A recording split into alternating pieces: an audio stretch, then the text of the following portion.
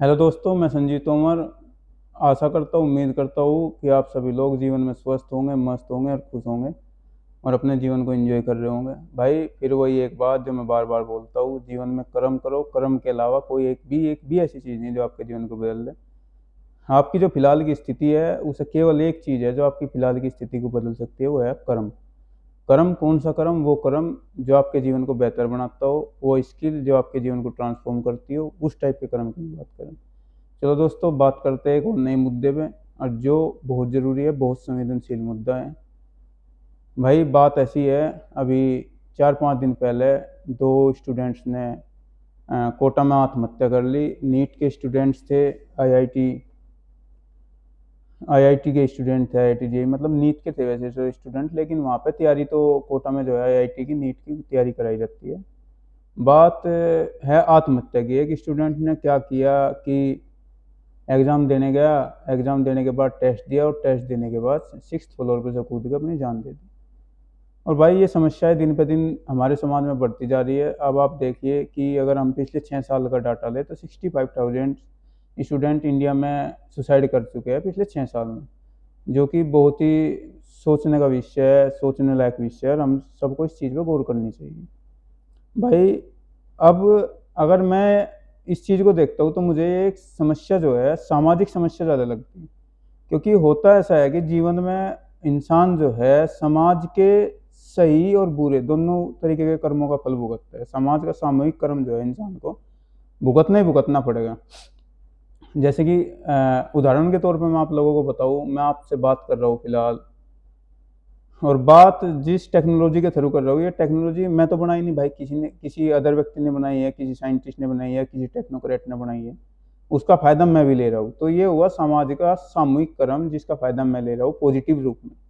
लेकिन कई बार होता क्या है कि आपको समाज के सामूहिक कर्म का नेगेटिव रूप में भी फल भुगतना पड़ता है। जैसे आजकल हो क्या रहा है कि स्टूडेंट लाइफ में मैंने एक चीज़ अनुभव करी। जैसे आप नीट के स्टूडेंट ले लो या आईआईटी के स्टूडेंट ले लो या किसी भी बड़े एग्जाम की जो बच्चा तैयारी करता है हिंदुस्तान में खासकर, एक बहुत ही लोअर मिडिल क्लास फैमिली या मिडिल क्लास फैमिली से ज़्यादातर बच्चे आते हैं। 95% बच्चे इसी फैमिली से आते हैं।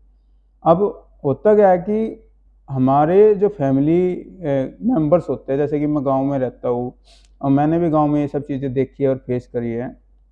हमारा जो समाज होता है, हमारा समाज अपने चारों तरफ के जो समाज है उससे फॉर्म होता है। मतलब जैसे कि हमारे चारों तरफ क्या चीज़ें चल रही है, वही चीज़ें हमारी फैमिली में चलती है और वही हमारे पेरेंट्स के दिमाग में चलती रहती है और आसपास के लोगों के दिमाग में चलती रहती है। जैसे कि मैं नॉर्दर्न इंडिया में की बात करूँ तो यहाँ गवर्नमेंट जॉब को लेके बड़ा क्रेज है, तो यहाँ ज़्यादातर पेरेंट्स जो है गवर्नमेंट जॉब को लेके बात करते हैं। और हम बच्चों को भी जब, जैसे कि हम छोटे थे तब से ही हमें पता था कि भाई नहीं, बड़े हो गए गवर्नमेंट जॉब की तैयारी करनी है और गवर्नमेंट जॉब करनी है।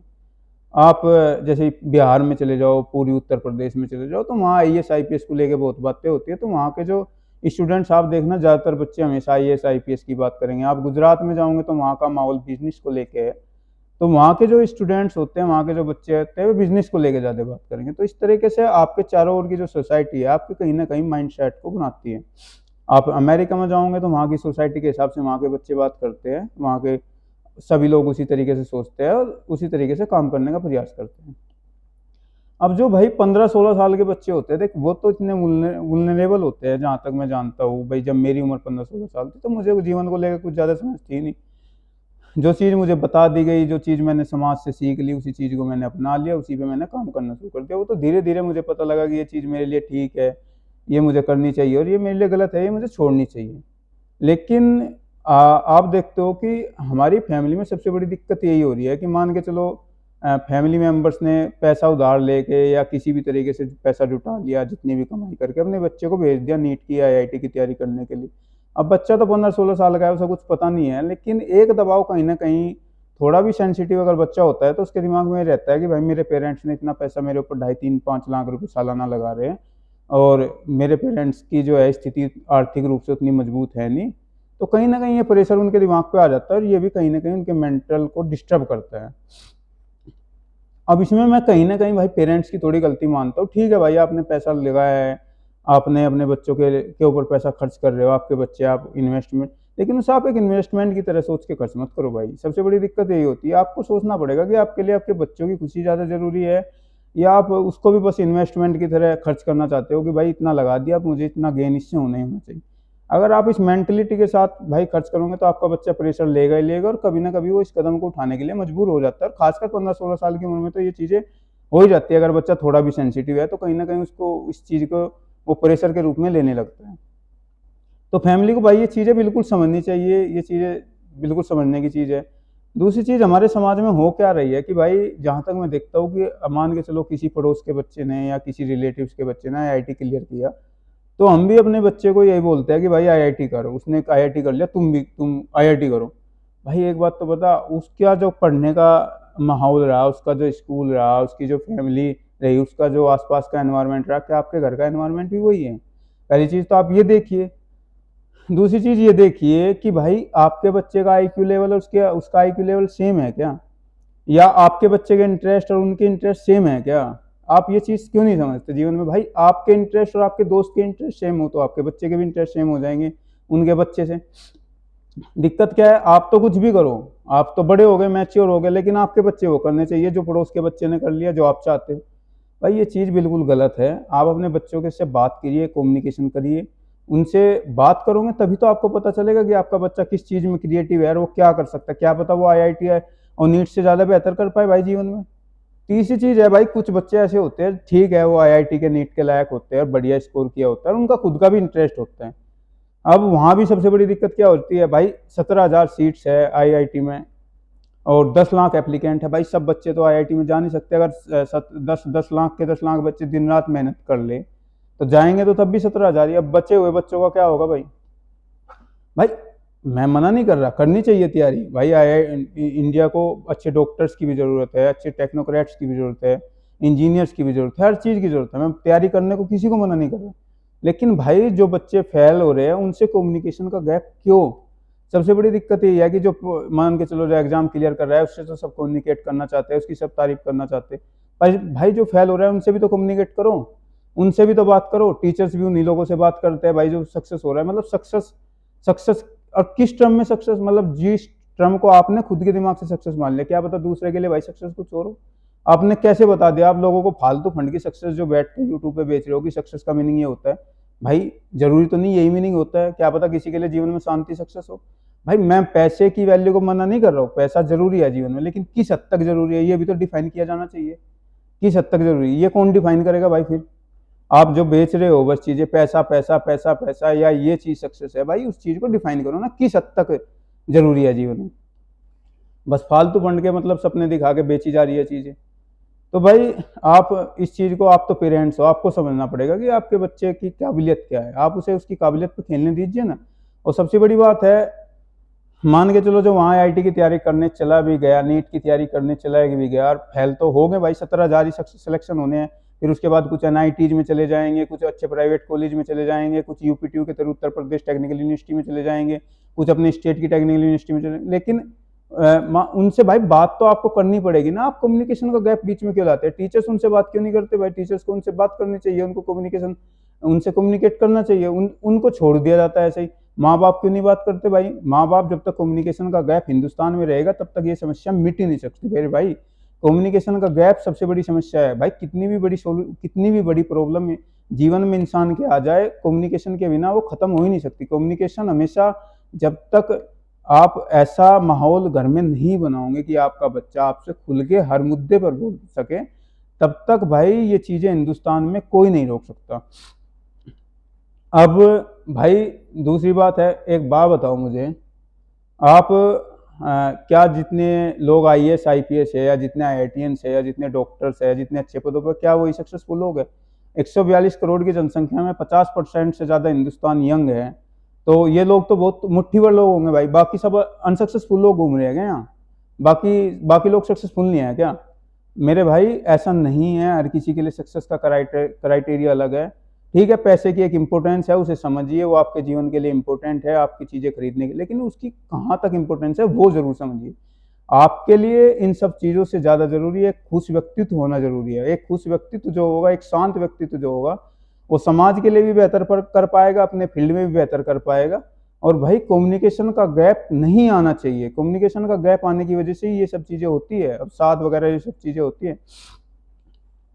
अब ये तो हो गई भाई छोटे बच्चों की बात, जो 16-17 साल के बच्चे हैं उतने समझदार नहीं है। अब बात करता हूँ मैं 21, 22, 23, 24 से ऊपर जो आईएएस आईपीएस की तैयारी कर रही है, सीजीएल की तैयारी कर रहे हैं, या किसी अदर गवर्नमेंट एग्जाम की तैयारी कर रही है, या बिजनेस में फेल हो जा रहे हैं, भाई उन लोगों की मैं बात करता हूँ। भाई उन लोगों से तो देखो, मेरा डायरेक्ट सा क्वेश्चन है, डायरेक्ट क्वेश्चन है भाई। डायरेक्ट क्वेश्चन ये है भाई, चलो ठीक है, सोसाइटी ने आपके ऊपर एक प्रेशर फॉर्म कर दिया, सबसे बड़ी दिक्कत तो आप लोगों के साथ है। आप हर चीज अपने जीवन में सोसाइटी को दिखाने के लिए कर क्यों रहे हो? मतलब मुझे आईएएस बनना है, सोसाइटी को दिखाना है। मुझे आईआईटी क्लियर करना है, सोसाइटी को दिखाना है। मुझे पैसा कमाना है, सोसाइटी को। आपके खुद के भी कुछ गोल है जीवन में, आपको खुद के लिए भी कुछ करना है, या सब चीजें कार लेनी है वो सोसाइटी को दिखाना? भाई खुद के लिए कुछ करो। भाई मुझे करना है, मुझे करना बेहतर लगता है, इससे मेरे जीवन में इंप्रूवमेंट आता है, मुझे इसलिए करना है। आपको आपको अपने गोल्स डिफाइन करने पड़ेंगे, आपको चीजें करनी किस लिए। जब आप सोसाइटी को दिखाने के लिए करेंगे, आप फेल हो जाओगे, आपके ऊपर प्रेशर क्रिएट होगा, फिर आप ऐसे कदम उठाओगे। भाई एक चीज ये बताओ, ये देश भगत सिंह का देश है, ये देश चंद्रशेखर आजाद का देश है, ये देश सुभाष चंद्र बोस का देश है, ये देश महात्मा गांधी का देश है। भाई उन लोगों को आपने पढ़ा है क्या? क्या जान, इंसान की जान, आपकी जान इतनी सस्ती है क्या? एक छोटा सा एग्जाम अगर आपके जीवन में ना निकले, आप ना कुछ बने, तो आप जान दे दोगे क्या? मतलब आपको ये चीजें समझनी चाहिए कि आप उन लोगों को पढ़ते हो, इस देश, इतने महान देश से आप आते हो, भगत सिंह जैसे लोग, चंद्रशेखर आजाद जैसे लोग इस देश में, स्वामी विवेकानंद जैसे लोग इस देश में हुए। इतनी विरासत में आपको इतने महान लोग मिले, और आप उन लोगों से क्या सीख रहे हो? भाई भगवान श्री राम से सीखो, भगवान श्री कृष्ण जी से सीखो। भाई भगवान श्री राम, जिनको 14 साल का वनवास मिला, निर्वासित हुए, जंगल में समय काटा, एक राजा के पुत्र होने के बाद, खुद राजा होने के बाद, और देवासुर के युद्ध में जिस रावण ने सभी देवों को हराया, उनको उसके घर में जाके मारा। तो आप समझिए यार, इतने स्ट्रगल के बाद भगवान श्री राम जैसे महान, मतलब आपको महान लोग इस देश में हुए, या भगवान, महान लोग तो क्या कहूँ, भगवान हुए यार, आपको उनके जीवन से सीखना चाहिए ना। भगवान श्री कृष्ण ने महाभारत के युद्ध में, गीता में 18 अध्याय दिए, कर्म, मतलब एक तरीके से कर्म का पूरा ज्ञान उस पर दिया। आपको कर्म किस लिए करना चाहिए वो पूरा पूर्ण रूप से उसमें बताया गया। भाई जो आजकल के मोटिवेशनल स्पीकर, मेरे जैसे लोग भी, मैं तो 0.0000 के बाद कितनी जीरो लगा के 1 लगा दो, नियर टू जीरो की बात कर रहा हूँ मैथमेटिक्स टर्म में। मैं तो उसका इतना भी ज्ञान किसी को नहीं दे सकता भाई, जितना भगवत गीता में भगवान श्री कृष्ण जी ने दिया। यार आप उन सब चीजों से क्यों नहीं सीखते?